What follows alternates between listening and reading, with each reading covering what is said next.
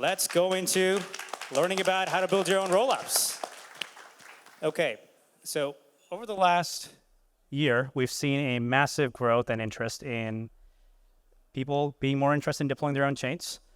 It started with Base being one of the biggest ones, and it kind of set the stage for everybody also getting more interested.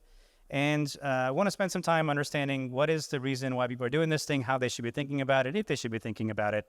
So I'll kind of start with just asking you, maybe with Ben first, is why do people want to deploy their own chains? Why not stick to deploying to OP mainnet and kind of focus on the app and the product instead of the infrastructure? Not because it's super, super easy yet, I'll tell you that much, I mean, it's, the product will evolve, and I think there'll be a ever increasing bar of easiness and set of people who it makes the right sense to deploy their chains. But in terms of what people are looking for, I think there's a combination of things. Some folks we talk to really care about the economics. They are really interested in internalizing the sequencer economics as a new revenue source for them. If you look at, you mentioned Base, if you look at folks like Coinbase, another one is to sort of own their own destiny and have the block space that is very, very, very tightly integrated into the rest of their product offerings, right? And that's what we see with someone like Base. And, obviously the last thing is congestion, like the reason to do a bunch of chains and not to be shoving everything on one chain. Maybe we'll get into what is one chain, many chains, combination thereof. Yes, we will. Okay, later on. But of course, the reason to do this is horizontal scalability, right? So the other last thing is that if you have a huge amount of demand, you don't want to be congested by other applications that have a huge amount of demand messing with your supply curve. So the last reason is to have your own state space to congest all for yourself. That seems like a very comprehensive list. Anything to add or nuance? Yeah, I mean, having a reservation of the transactions for application, I think this is something that's interesting. And also the needs for the base layer or for the application could be different. And here are examples. For example, some applications would choose to be in a Validium-like and maybe have or some of them will be in a rollup, in a on-chain, paying a little bit more for their transactions. Some of them will want a centralized sequencer, as maybe it's more than enough, or even some private chains that they want to keep the data more privately only available to the sequencer. That could be also an option. And there are many, and of course, some chains, they may want to have their own token, or some chains may want to have different criteria for selecting transactions. I mean, there is a lot of reasons that applications can differ one each other. So each chain having their own chain and being like having this ownership, but at the same time, guaranteeing that you are in the same space with a shared liquidity, with the same, with the connectivity between other chains. I think this is what makes this new era, the new epoch that we are entering, that much more interesting, and there is a lot of interest and a lot of new opportunities for applications, in the space. Alex, anything you want to add? It's hard to add something to this comprehensive list, so I'm just going to sum it up.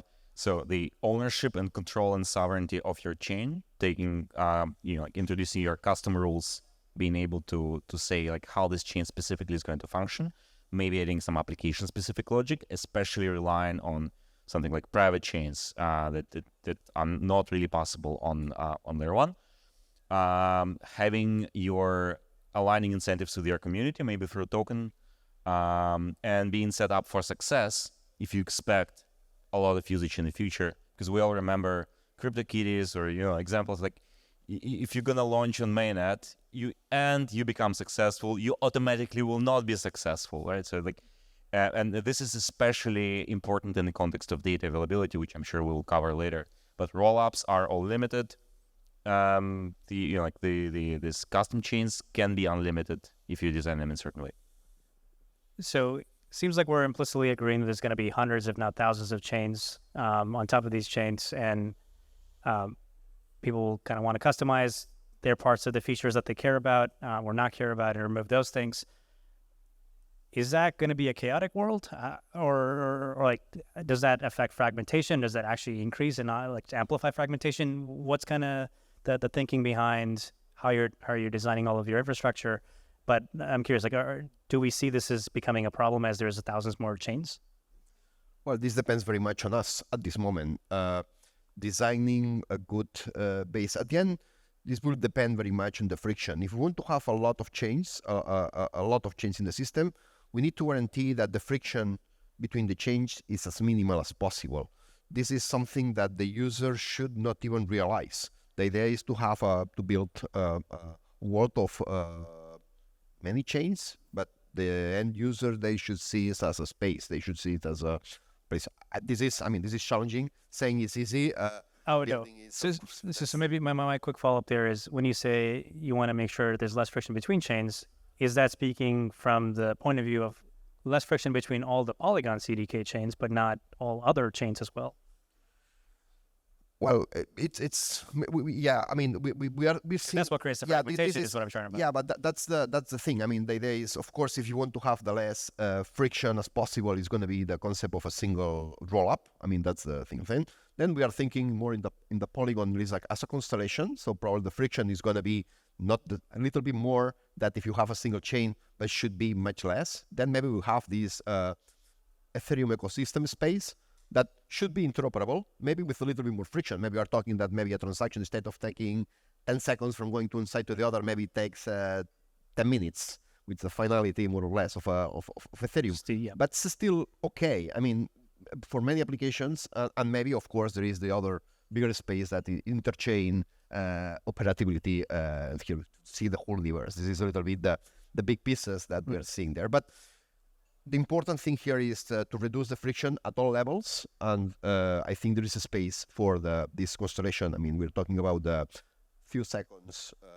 So we're talking about, with finality, or just kind of that friction, but not necessarily There is other things, friction. I mean, usability, there is a lot of other things, but this is one of those that I think is important at the infrastructure layer at this point. I also don't want to go one by one, so if we were to just interrupt and Fine. Thanks. You're welcome. Yeah, I mean, I super agree with everything that Jordi said. I think, the question, the word fragmentation can mean a lot of things. Obviously, it's the case that we need to improve developer experience and get away from this chain ID, MetaMask switching nightmare that we're in. At the same time, fragmentation, I think, is just as problematic at other layers of the stack, especially for application developers. So, I think another failure mode that we're going to have is it's like, we basically are facing this critical decision. I mean, Jordi said, this is happening as we speak, where basically we all have to balance a trade-off between what is the right core kernel that gives developers a consistent experience and users a consistent experience, and how do we balance that between basically customization, right? There's this very tight rope kind of balancing act that we're doing to try to thread that needle. And so we spent a lot of time thinking about modularity and like making the core kernel that we have for the OP stack as minimal as possible, so that we can keep that thing from fragmenting. At the same time, you want to balance that with customizations that people want, and so on and so forth. So yeah, I mean, the thing I would add is it's not just about the user experience. There's a huge amount of developer experience implications and all the tooling and infrastructure, so on. So I also agree. I think at the within ecosystems, like if we take like Polygon, the B, Superchain, zkSync, Hyperchain, we can easily build, relatively speaking, we can build experience that is completely seamless. Think of like how many domains for email do we have? Gmail, Yahoo, like all the companies have their own domain. And yet you can connect and you can send email from any of them to any other email on any other domain, right? And it feels smooth. To connect them between each other, I think it's not up to us. It will be like harsh reality is there will be separation of assets between those systems that are bridgeable with some friction, and it is solvable, but we would need to like cooperate at the level of the core protocol of Ethereum. So we come up with this minimum viable interoperability set, but we engrave it into Ethereum itself. Otherwise, it just take like I'm talking as a technologist, and my background is engineering. It doesn't fit in. So I mean, let's get right into the actual details. So we'll start with a quick exercise. Pretend I'm a really popular app that's now blocking all of mainnet transactions because I'm messing with the gas prices, and it's time for me to think about moving to my own L2. So I want all of you to give me a pitch for why I should pick your platform and what the benefits are. I'm going to start with Alex. Tell me why I should be on zkSync.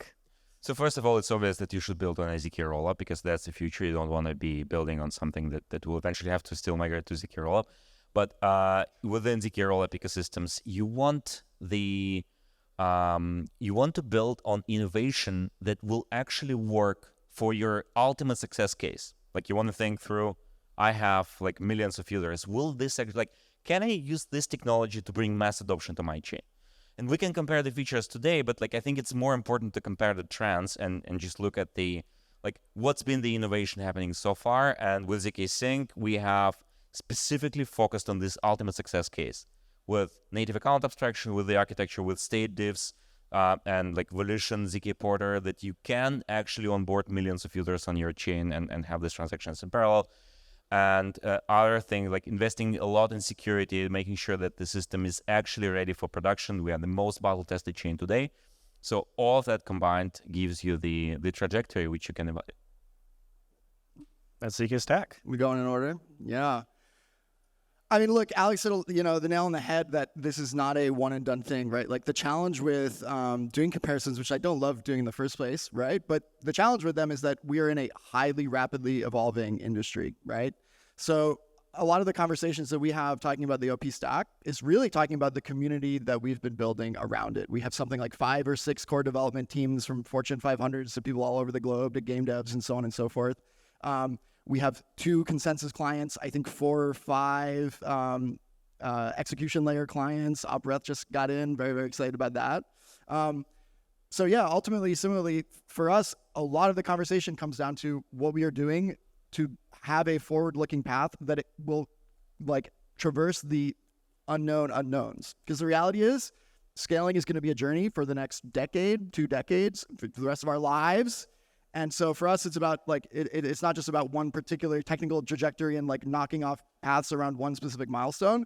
It's about building a community of people that will do it, because it seems far more likely to us that a community of decentralized contributors around the globe will crack the secret sauce at various parts of the stack with the right amounts of modularity, as opposed to any one roadmap or any one team being the thing that I can point at and pitch to say, this is the future of the entire industry.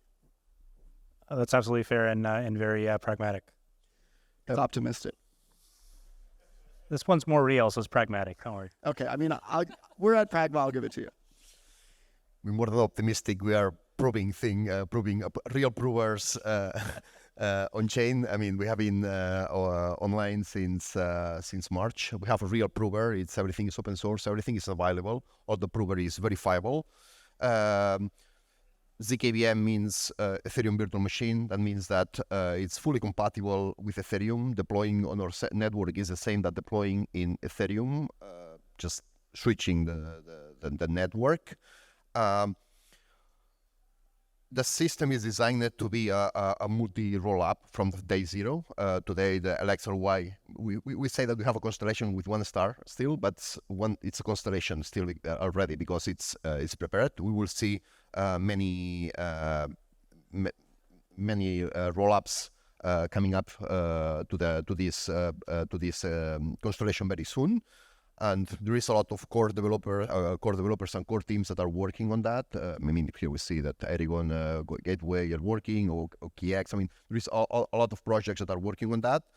And yeah, I think this is, if you see the mix between community, liquidity, people, so projects committed to the space, usability, experience in running networks, I think that Polygon is in my opinion, my best decision, but I think at least it's one of the options to consider for sure today. As a developer, does something change for me? Am I just able to assume that the same contract will work in all 3 platforms and there's like no nuance here onto compatibility? I know with zkEVM pieces, is it 100% compatible? Do we have any gotchas in the OP stack? Same thing for Polygon. I think this is a quick one, but I just want to confirm. The case of Polygon is, I would say, for most of the applications, 0 differences. And if there are some differences, we are also correcting them. For example, we are implementing the remaining precompiled smart contracts. And the interesting thing is, and this is one of the differential things of other zk rollups, and is that you don't need to recompile. You can use exactly the same tooling. You don't need, you don't live in a different space. You live in the Ethereum space. It's just an Ethereum. The only thing that you are proving, you are proving the EVM. You are proving the transactions, the same transactions that you would do in Ethereum without any friction. It's all compatible, baby.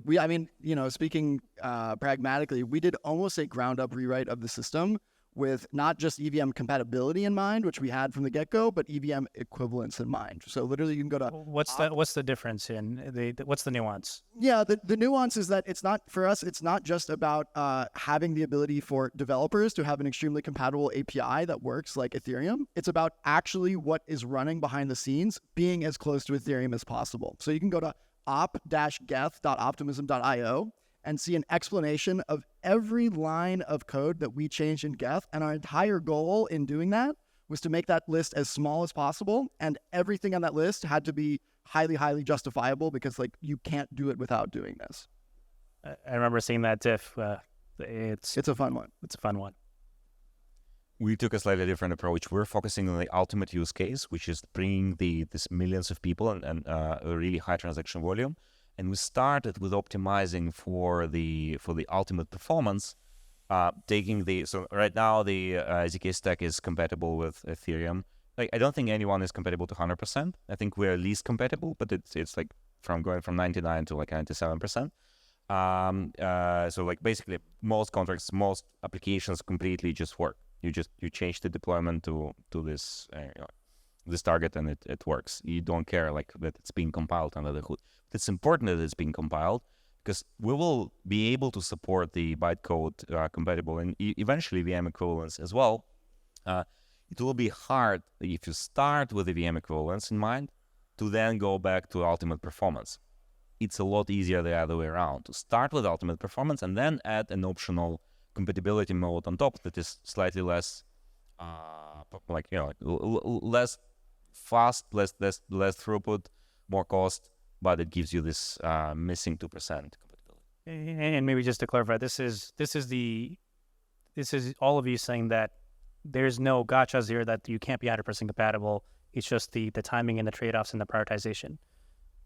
Correct. Yeah, no gotchas. I think as in, it's there's no opcode that just cannot be ported over. It's more of a... Shout out to the folks at EVM Diff that maintain a rigorous list of all the minor subtle differences between EVM stuff on all these chains. EVMdiff.com? I'm not sure. Google EVM Diff. Great public good. Ben, you mentioned Superchain, and you kind of brought that up early, and all three of you have a notion of kind of the aggregate layer that is kind of hosting and managing the transaction flow of all these kind of rollups on top. How does the Superchain work? What is it? What's the good intuition about it? And I have kind of similar question for the other two, which is what's kind of the visualization here I need to think about when I have my own rollup on CDK or zkStack, and what's happening behind the scenes?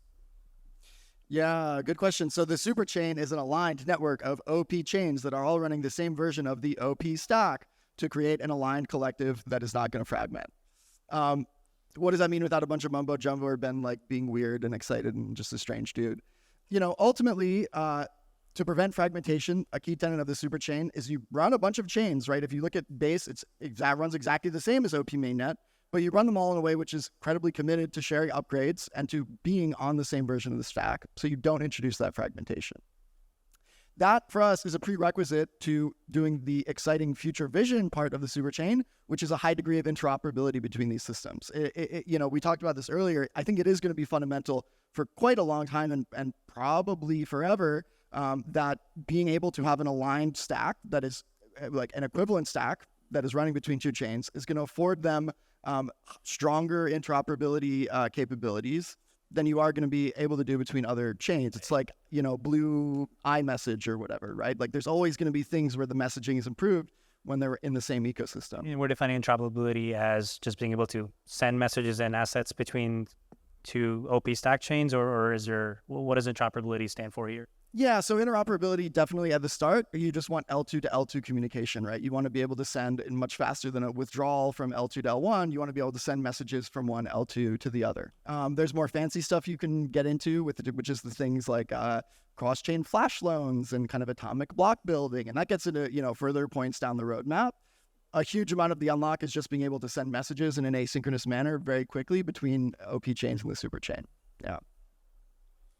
Yeah, maybe the main differences here is about the proving, because it's not about transferring things from one to the other. For us, transferring means that before transfer something, you need to be sure that something happened. So you need to prove that something happened. So for us, the interoperability chain is more about this sharing same proof or having or at least collecting the same proof. The idea of the Polygon zkEVM is have a single proof that proves all the chains, and that aggregates the proving of all that aggregates the proving of all the chains. So this aggregation layer, it gives this interoperability between chains, but in a reliable manner. So that's why we are so interested, for example, in generating fast proofs, because the proof is what gives you finality and what gives you warranty that one fund goes to the other chain. So is the understanding here that like you effectively can get cross-chain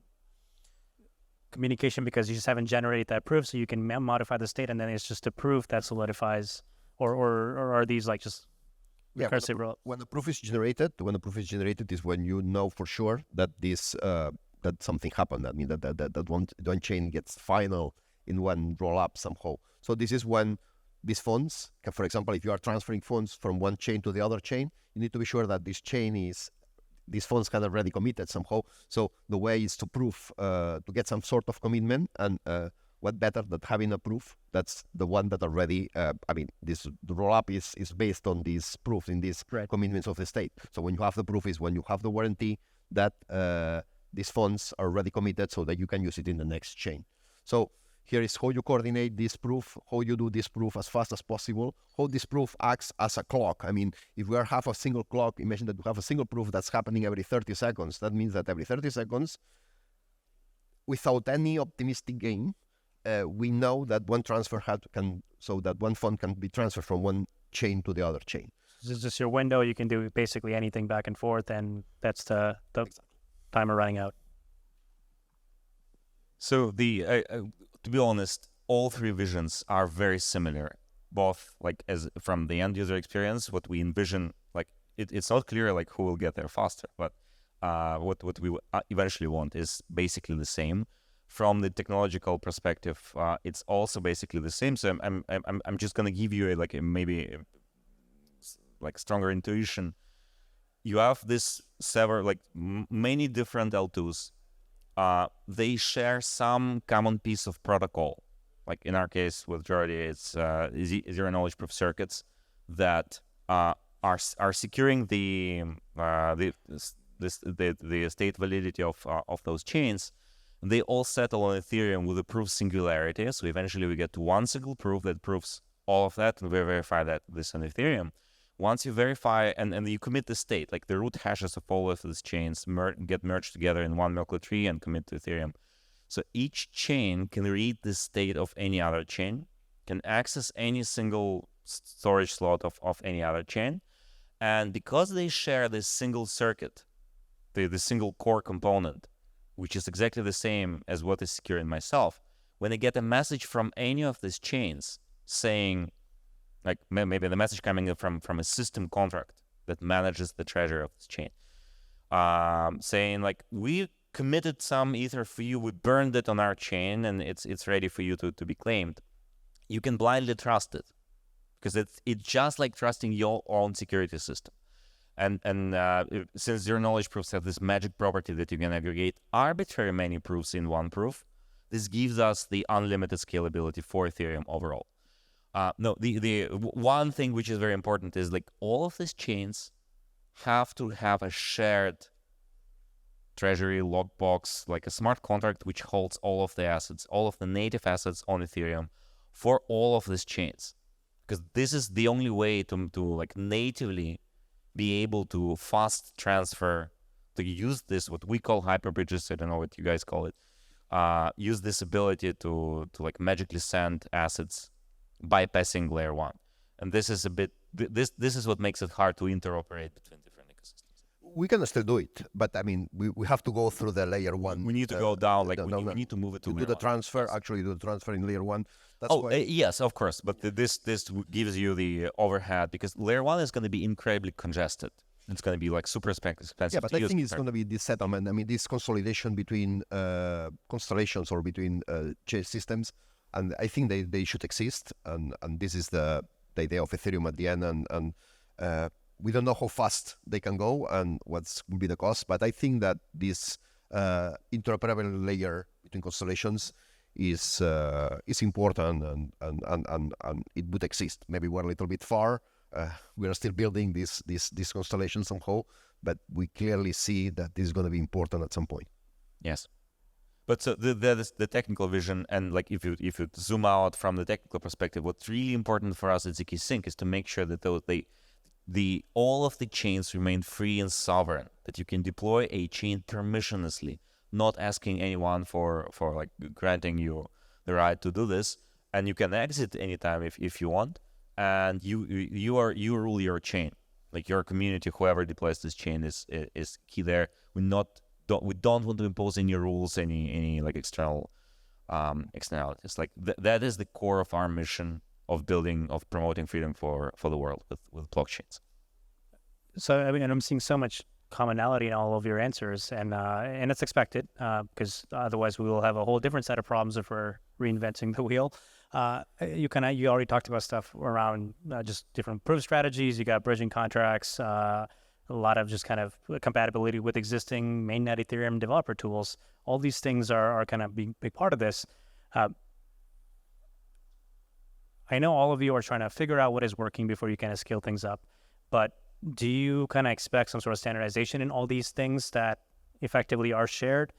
So not everybody kind of has to come up with their own nuanced version, whether it's bridging contracts or even just, hey, this is our deployment pipeline and how you maintain things and manage upgrades. Or do you kind of feel like it's not maybe the best use of kind of time, or it may not yield the same outcome standardization would in this situation? Any kind of general comments and thoughts on this? It's a must. I mean, standardization we need. Other thing is the timing, and I mean, I think all of us are enough busy to build the systems and to build the stuff, but we need to start talking about the standardization. We already started to talk about some ways to standardize different options. I mean, it's not only the interoperability layer, but there is things like I mean, for example, the RPC interface. I mean, maybe we need to think about a common RPC interface for rollups, so this simplifies the creation of applications. But there is many other things to talk about to standardize.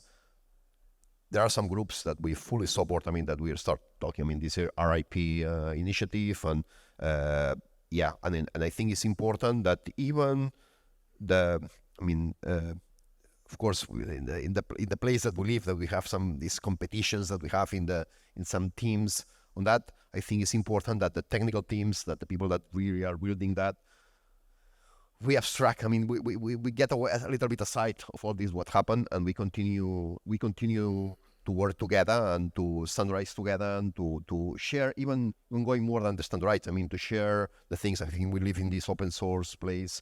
We have a lot of things to share, to learn from the other teams, and at the end, the blockchain space, if you see in the global space, is a very small thing. So here you have to work together. Yeah, exactly. So that's the thing, and we need to we cannot lose this in mind, that we are in a very small world still. Resounding yes. I mean, I think the trickier question is not will there be standardization? It's where will and where will not there be standardization? And I kind of spoke to that earlier. Like, I think things like RPCs, I'm like a huge advocate for a standard L2 EVM definition that we can make ZK compatible, right? Like, we have folks building ZK proofs of the OP stack now, and it's working, but there are things that we want that clearly the other folks on the stage want too, that we should align on. I think where it gets more tricky is finding that balance, because at the same time that you want some core kernel of of equivalence and standardization, and there's just so many clear, obvious benefits to doing that. The question is, where do you draw that line? Because you also want to balance that with permissionless innovation and people building incredible stuff. So that's those are the questions that keep me up at night. Not as how do we standard, not will we standard, but it's how do we standardize and what don't we standardize? That's a tricky question to answer. But at least we all speak to each other, and there are initiatives like the Ethereum Foundation has set up a working group to discuss things. It's important that at least we come together and we say one says we want to do this. Do you guys want? Maybe others say no, and we just go ahead and implement it on our own. This is how we've done it with native account abstraction. We discussed it. Maybe for 4337 on Ethereum set the basic standard, but they could not go over the line of actually embracing it in the protocol itself. They could only define the interfaces, but changing Ethereum's consensus would be a really hard task. We said we're just launching from scratch, so we can take this choice, right? And others decided what they want. So I think the balance is there, at least speaking, then decide. It's not a question per se, but I think it'll be helpful for the audience to understand this thing. Ben, you just mentioned L2 EVM. Just give the audience an overview of what that is and what they could potentially look forward to in the future. Yeah, sure. So it's what we're all looking forward to, not just y'all in the crowd, but all the developers, everyone on every person's team on the stage, right? So, the Ethereum virtual machine is the instruction set that things like Solidity and other languages that run on Ethereum compile to. It's basically the rules of how smart contracts are interpreted and executed on Ethereum. And that's, exactly what we're talking about when we talk about things like EVM compatibility. And L2 EVM would be some sort of standardized extension to that EVM that makes it friendly to the L2 solutions that we're working on. So examples of this are, it's true that when you're building these multi-chain solutions, these L2s, you do have a notion of deposits and withdrawals and maybe this notion of messages between these chains. That's something that doesn't exist in the EVM. So you do need to introduce something to enable that. Similarly, when the EVM was created, there were a lot of things that were not friendly to things like zk, and there were lots of choices that were made that were very logical at the time, but there was no way to predict the future that we're headed. So an L2 EVM would be basically a version of the EVM that is upgraded to have the small changes that are required to enable L2, those fundamental ones, and whatever things are going to get us over the line on things like performance in the L2 systems. That's what it is. Comments on this. For me, I agree that there should be some things that are some specific to L2s that are interesting to me. I think they should be as minimal as possible. That's the thing. I believe that the EVM at layer 1 should be ossified as soon as possible. I believe in ossification. Ethereum should be ossified sooner or later. Ethereum was designed to be ossified at some point, and maybe we need to finish the sharding and the serenity in the terms of the Ethereum roadmap. Yes. But once this happens, Ethereum should be ossified and the EVM should be ossified, and then there is a space. And here I think it's even for space even for competition between the rollups. Extending the EVM or choosing what are the right precompiled smart contracts that you want to include extra in the EVMs. Or I think this is, this could be a good place to compete. But I think that having a basic EVM, standard EVM, that that if you are building following these EVM rules, it's going to be compatible to any of the EVM rollups or chains. I think this is important, and I think this is a value for the community. I think that if we have one way to define what's the Ethereum ecosystem, maybe the EVM is what better defines what Ethereum is. So for me, it's having a standard base EVM, and if you want ossified, for me, it's important. And I know that's a little bit controversial, but but I think we have a similar analogy, which is we kind of know what the JavaScript standard looks like, and people are effectively able to do this thing, but you have all these enhancements like TypeScript or even React and other kind of precompiles that give you extra features, and effectively seems like you're making that same case. We have time for 2 more questions. We're still actually early, so if anybody has questions, please line up there. We'll kind of do 2 quick, short questions, if any. But kind of as we get people coming up, my question to you, all of you, is maybe it'll be good to get an update on how things are going. Base is obviously the biggest one that most of us know here. What are some popular apps aside from Base that you've seen deployed or you're able to kind of talk about? And how are these individual toolkits kind of doing? I'm really excited about Zora as well. I mean, it's cheating that I can't talk about Base. Incredible. Coinbase, a Fortune 500 company, launched a block space offering. I think that is like worth celebrating.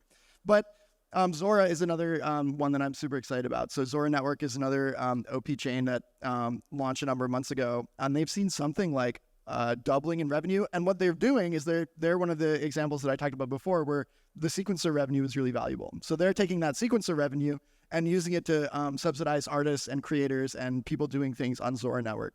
So I'm really excited. They've seen a large amount of growth just from doing that, and they're giving it back to the people doing the good work. So I'm very excited about that one. Alex, maybe.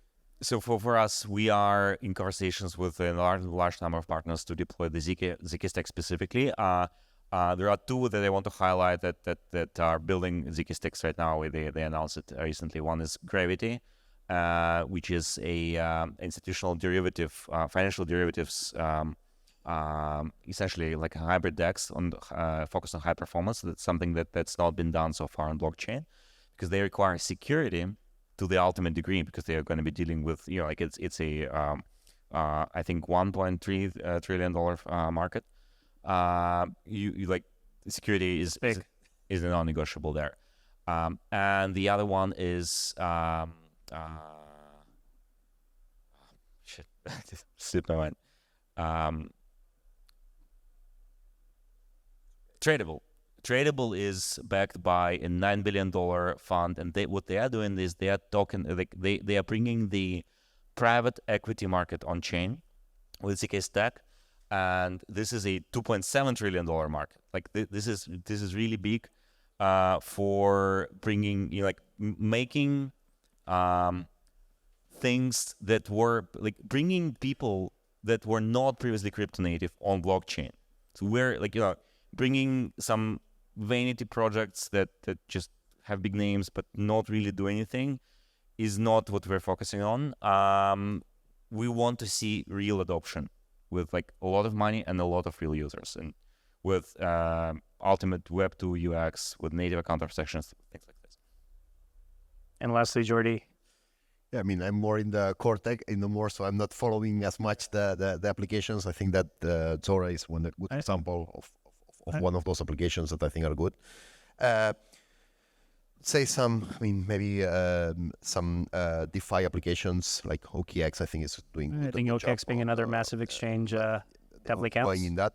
But I think that there are, for me, the interesting thing of this scalability is applications that have not been had the chance to come up, but the fact that the prices will go low, that the capacity of these chains will happen, that will start to happen. For example, I'm very excited, for example, for voting applications, or I'm very excited, for example, for some, let's say, all the gamings, NFTs. I mean, here it is massive. Chain. Yeah, or even games itself. I mean, it's not only the NFTs part. I mean, the just games normal on chain, games that just normal leverage. games on chain that will happen. So I think here's a huge long tail, a lot of applications that maybe it makes no sense to build a blockchain application right now. But once the prices get significantly lower than this, will explode on the space. And very excited for see how this will happen in the coming months. Coming months, awesome. All right, we will do our one question from the audience. I was just wondering, to what extent do you guys think about application-specific interoperability? So, like, say if you believe the future has like one execution environment for like the lending protocol and like another one for the exchange, do you think about the interoperability between operations on those two execution environments? Or do you just more care about creating like the atomic cross-chain small contract execution? No, we are thinking in transferring value between the chains. Of course, we're always thinking in that idea of tokens, because this is what abstracts better the value, non-fungible tokens and fungible tokens if you want. But I mean, for example, the right to vote or the right to do something. I mean, this is something that maybe could be expressed as an NFT, maybe, but this is something that's valuable that needs to be transferred to one side to the other. So in the case, for example, of the LXRY bridge, there is one more generic thing that's a kind of a message that you can pass from one thing to the other, but it's a message that can be called only from one smart contract. So actually in this message, even if we call it message, but actually it can be real value that can be transferred for that. So if you check at the APIs of the bridges, I would expect that all the bridges, more or less, they have this functionality, but at least in the LXRY bridge, we have this concept of message and even the consumption of this message too, you can use it or not, where you can transfer any value between chains, and if you want, between applications, interchains. So for the developer, from the developer perspective, this is absolutely open. You can do that, and you can, when you hear message in the bridge context, you may think some sort of value from some application specific that can happen to there. So it's much more flexible than a single ERC20 transfer or a single NFT transfer. Yeah, I mean, I think that it is a very deep, very exciting question that I definitely personally, and a lot of folks on the team spend a lot of time thinking. One way to frame this question is, what will be the application topology of the superchain or hyperchain or constellation, right? And I think there's a lot of ways that this could wind up going. Like one model you can imagine is that there's a bunch of specific applications, and each of those have their own sort of substate. These things are all connected into one larger group. So is it one app-specific chain, or is it a subdomain within the larger thing, right? That's one question. So it could be application-specific. On the other hand, you could have things that are more user-specific. So maybe it's the case that, for example, Coinbase Base will have a bunch of the user state stored for Coinbase with the Coinbase users on Base. Maybe we'll have a mix. Maybe we'll have geographic distribution. Like the end game of a lot of like the early Ethereum research into scalability was actually chains local to users, where users were responsible for managing their own state. So the question is a good one. I think surely what will start to emerge, at least in the early days, is a segmentation by applications. Where it ends, I think, is going to be even more complex and probably a combination of all those things I just talked about.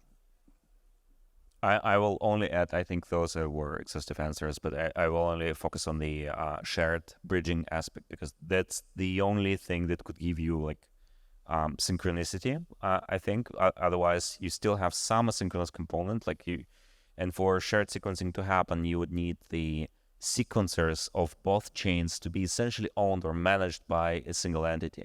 And so I don't think it can extend to all the chains in the ecosystem. Because if you want permissionless chains, then different chains will have different models of sequencing. Some of them will be centralized because they need ultra low latency. Some of them will be maximally decentralized. Some of them will have some trade-offs to have good latency, but maybe not so many parties. And like all of them cannot adopt the same model, one size fits all.